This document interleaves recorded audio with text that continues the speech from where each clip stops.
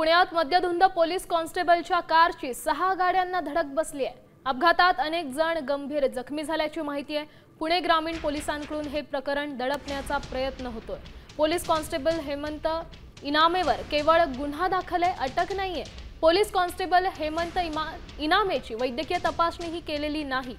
या संदर्भात अधिकची माहिती देत आहेत आपले प्रतिनिधी अक्षय बडवे। अक्षय, काय सांगाल, नेमकं घडलंय काय, घटनाक्रम काय? निश्चितपणे पुणे जिल्ह्यातील रांजणगाव एमआयडीसी मध्ये कार्यरत असलेले हे पोलीस कॉन्स्टेबल आहेत आणि एका रविवारी झालेल्या पार्टीनंतर दारूच्या नशेत यांनी गाडी चालवली होती आणि सीसीटीव्ही फुटेज जो आपल्याला पाहायला मिळतोय त्याच्यात या पोलीस कॉन्स्टेबलनी तब्बल 5 ते 6 वाहनांना धडक दिलेली आहे। अगदी दारूच्या नशेत असलेले हे पोलीस कॉन्स्टेबल जे आहेत त्यांना अजून अटक का झाली नाही असा प्रश्न उपस्थित होत असताना पुणे ग्रामीण पोलीस हे प्रकरण दडपतोय का असा देखील प्रश्न या निमित्ताने उपस्थित होताना दिसतोय।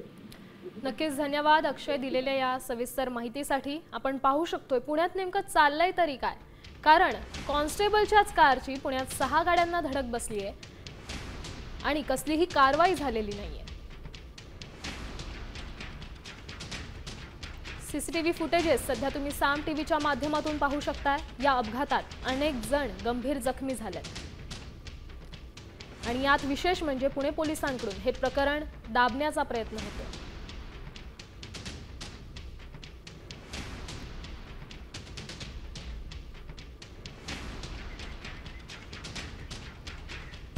आता isakal.com आहे देशातील नंबर 1 ची मराठी न्यूज वेबसाईट।